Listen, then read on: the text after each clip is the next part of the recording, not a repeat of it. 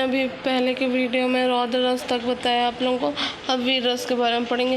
वीर रस जो रहता है हमारा वीरता के लिए रहते, तो परिभाषा क्या होगी? जब किसी काव्य में किसी भी वीरता का वर्णन होता है। चमक उठी सन 57 की जो रानी लक्ष्मीबाई का था, तो वो जो है वो एकदम वीरता का बताए थे। तो उनका जो जन्म है, रानी लक्ष्मीबाई का जन्म कहाँ हुआ था? बनारस में हुआ था। और मृत्यु कहाँ हुई है? ग्वालियर में। ये इम्पोर्टेंट है, इसको याद रखिएगा। रानी लक्ष्मीबाई का जन्म बनारस में हुआ और मृत्यु जो है वो ग्वालियर में हुई थी। अब अगला है भयंकर रस, भयानक रस, जिसमें हमको भय का अनुभव होता है। कुछ भी सुना था, कभी कोई भी काव्य पढ़ेंगे हम लोग तो उसमें जो है भय का अनुभव हो, उसे भयंकर रस बोलते हैं। जब भी किसी काव्य को पढ़कर मन में भय उत्पन्न होता है या भयभीत हो जाते हैं, उसको भयानक रस बोलते हैं। लंका की सेना का कपि के गंजन से काँप गई, हनुमान के भीषण दर्शन से विनाश भी भाग गया। मतलब इसमें हमें भय का अनुभव हो रहा है। अब अगला है विभत्स्य रस। विभत्स्य रस क्या होता है? जिसमें हमको किसी के प्रति, कोई भी काव्य पढ़ेंगे हम लोग, उसमें घृणा की भावना अगर उत्पन्न होती है, कोई भी रस पढ़ते उसमें घृणा की भावना उत्पन्न होती है, उसे सभ्य रस बोलते हैं। जब भी किसी काव्य को पढ़कर मन में घृणा हो जाए तो उसे विसभ्य रस कहते हैं। तो ये विसभ्य रस। फिर अद्भुत रस। अद्भुत रस जो होता है वो जिसमें हमें आश्चर्य हो, न कुछ भी सुनेंगे हम लोग तो उसके प्रति, हमको कोई भी चीज़ सुनते हैं उसके प्रति हमें आश्चर्य, उसे अद्भुत रस बोलते हैं। जब भी किसी गद्य को ऐसी बात का वर्णन किया जाए जिसे पढ़कर या सुनकर हमें आश्चर्य हो जाए उसे अद्भुत रस कहते हैं। देख यशोदा शिशु के मुख में, मतलब अद्भुत रस में आ जाएगा। अब शांत रस। शांत रस मतलब जिसमें हमें कुछ भी सुनते हैं हमको तो हमें उसमें शांति का अनुभव होता है, उसको क्या बोलते हैं? शांत रस बोलते हैं। जब किसी काव्य को पढ़कर मन में असीम शांति का एवं दुनिया का मोह खत्म की भावना उत्पन्न होती है। मोरे मन अनंत सुख पावे, तो इसमें हमारा मन सुख पाए। ये जो है, ये काव्य को हमेशा याद रखना। ये काव्य जो है वो तुलसीदास जी ने दी है। ये काव्य को तुलसीदास जी ने दी है, भरत मुनि ने नहीं दी है। अब वात्सल्य रस। वात्सल्य रस जो रहता है जिसमें माँ और बेटे के बारे में बताया रहता है। माँ के बच्चे के साथ प्रेम हो, वह वात्सल्य हो। सूरदास ने जिन पंक्तियों में श्री कृष्ण और बाल लीला का वर्णन किया वो वात्सल्य रस है। अब अगला है भक्ति रस, जो आखिरी रस हमारा भक्ति रस। ईश्वर की प्रेम, भक्ति और अनुराग का वर्णन होता है। उलट नाम जपत जग जाना, वाल्मीकि भय ब्रह्मा समाने। तो ये किसके लिए है? भक्ति रस के लिए है। अब अगला होता है कारक। कारक क्या होता है? किसी क्रिया का करना या होने को कारक बोलते हैं। क्रिया मतलब जो भी हम लोग कोई भी काम, अगर कोई भी काम हम लोग करते हैं तो उसको हम लोग क्या बोलते हैं? क्रिया बोलते हैं। जैसे मैम क्या पढ़ा रही हूँ तो पढ़ाना क्या हुआ? मेरा काम हुआ, तो ये किस में आ जाएगा? क्रिया में आ जाएगा। तो देखिए इसका परिभाषा क्या होता है? क्रिया को करने वाला, क्रिया को करने में कोई ना कोई अपनी भूमिका निभाता है, उसे कारक कहते हैं।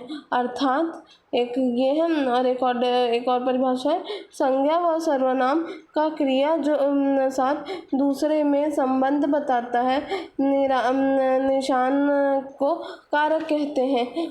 अब कारक के भेद। कारक के 8 भेद होते हैं। कर्ता कारक। कर्ता कारक में कर्ता ने को करण कारण से द्वारा, मतलब जो साधन या माध्यम, जो साधन और माध्यम दोनों का प्रयोग होता है उसे कर्ण से। संपादन के को या के लिए देने के लिए। अपादान कारक से अलग होने का बोध। संबंध कारक का, के, की, ना, ने, नी, रा, रे, री और अधिकरण में और पर। संबोधन है, हो, अरे। अब इसके बारे में जितना हम लोग कारक पढ़े, अब इसके बारे में थोड़ा डिटेल में पढ़ेंगे। अब पहला होता है कर्ता कारक। कर्ता कारक मतलब, कर्ता मतलब क्या होता है, एक सब्जेक्ट होता है, एक सब्जेक्ट होता है कर्ता मतलब।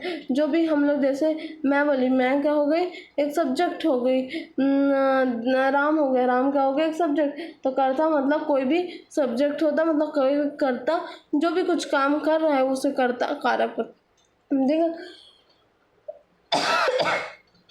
राम या संज्ञा या सर्वनाम के लिए संज्ञा या सर्वनाम के जिस रूप में क्रिया के करने वाला का बोध होता है उसे कर्ता कारक कहते हैं। राम ने पुस्तक पढ़ी, राम ने क्या किया, पुस्तक जो है वो पढ़ी है, राम ने पुस्तक पढ़ी है। तब यहाँ कर्ता में क्या बताई थी मैं, कर्ता में नहीं बताई थी आप लोगों को।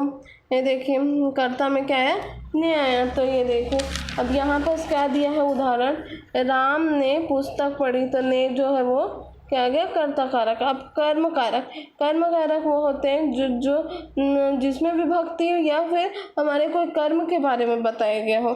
तो कर्म में को आता है संज्ञा या सर्वनाम के जिस रूप पर क्रिया का प्रभाव या फल पड़े उसे कर्म कारक बोलते हैं। तो जो भी हम कर्म करते हैं उसे कर्म कारक बोलते हैं। अब कर्म कारक में क्या था, को था, उसने सुनील को पढ़ाया, को आया, सुनील को पढ़ाया। अब करण कारक, करण कारक जो होता है वो साधन वाला होता है, मतलब कोई भी कुछ ना कुछ साधन होगा उसी के द्वारा कोई भी कुछ बोल सकेगा। मतलब जिस साधन से अथवा द्वारा क्रिया की जाती है उसे संज्ञा को करण कारक कहते हैं।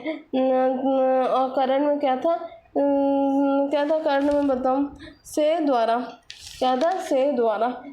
तो अब रहीम गेंद से खेलता है, किससे खेलता है, रहीम से, रहीम किससे खेल रहा है, गेंद से। मतलब गेंद क्या हो गई, इसमें क्रिया हो गई, और से जो है वो कर्म कारक का साधन, से के लिए हम लोग साधन इस्तेमाल करते हैं। और के द्वारा का भी देखो, आदमी चोर को लाठी द्वारा मारते, किसके द्वारा मारता है, लाठी। तो ये द्वारा क्या आ गया यहाँ पर कि कारक आ गया, ठीक है। तो हमको ये देखना है कि कहीं भी, ये देखिए यहाँ को आ गया, को मतलब कर्म कारक नहीं हो जाएगा। हमको ये देखना है जो आखिरी से हम देखेंगे कोई भी हमारा कारक का चिन्ह आता है तो उसको, जैसे के द्वारा आ गया, यहाँ से आ गया, तो यहाँ को भी आया, तो इससे ये नहीं समझना है कि ये कर्म कारक होगा, ये कर्म कारक नहीं होगा, ये क्या होगा, करण कारक।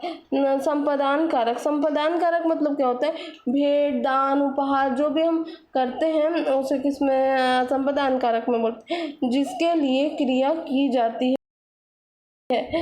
है उसे संपदान कारक। उदाहरण देखें, रहीम रवि के लिए गेंद लाता है। तो क्या इस्तेमाल करना है इसमें, के लिए, इसमें क्या इस्तेमाल करेंगे हम लोग, के लिए। सुनील रवि के लिए गेंद लाता है, हम पढ़ने के लिए स्कूल जाते हैं, ठीक है। तो ये हो जाएगा हमारा संपदान कारक।